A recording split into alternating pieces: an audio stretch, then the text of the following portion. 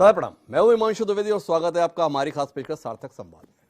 सार्थक संवाद के तहत आज हम उत्तराखंड की राजधानी देहरादून में हैं, जहां एक करिश्माई शख्स हमारे साथ में है। करिश्माई शख्स इसलिए नहीं है कि वह इस राज्य के मुख्यमंत्री हैं।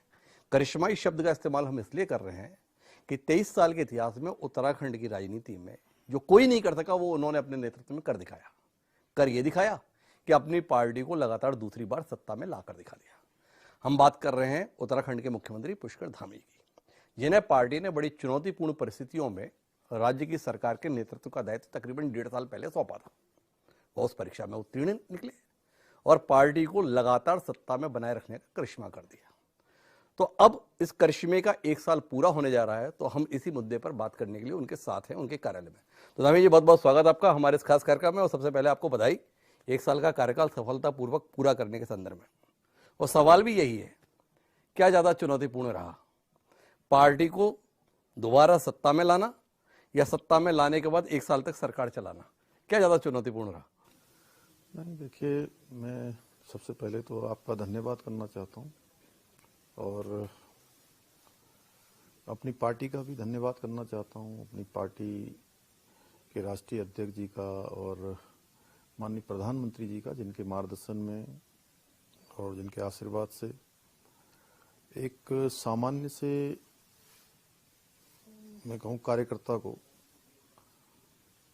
इतनी बड़ी जिम्मेदारी उन्होंने मुझे सौंपी। और कम समय था, आदरणीय प्रधानमंत्री मोदी जी के आशीर्वाद से, उनके नेतृत्व में ही और उनके मार्गदर्शन में उत्तराखंड की जनता ने एक मिथक तोड़ा, एक नया इतिहास बनाया और हमको काम करने का अवसर प्रदान किया।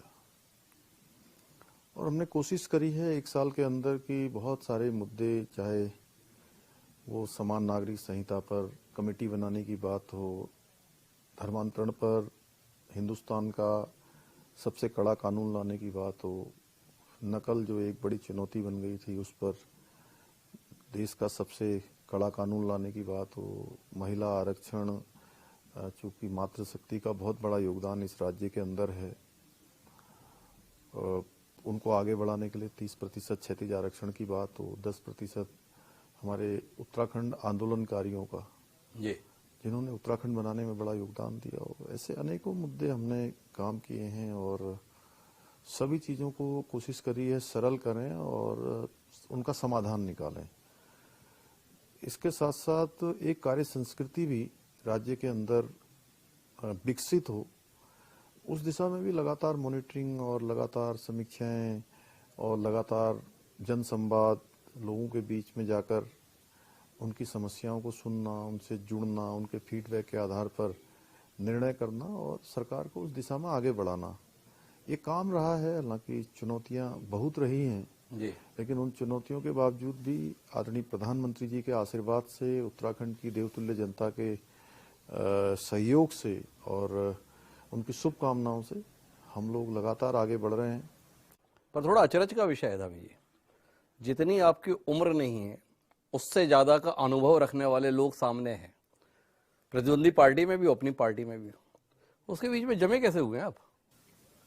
नहीं, सारे ही अनुभवी लोगों का लाभ मिल रहा है, इसीलिए अच्छा चल रहा है। इतने उन अनुभवी लोगों का हम सबका लाभ ले रहे हैं और सभी का सहयोग भी मिल रहा है। सबका एक तरह से मैं कहूँ कि सभी कामों में बराबर सभी लोग सहभागी हैं। वही कारण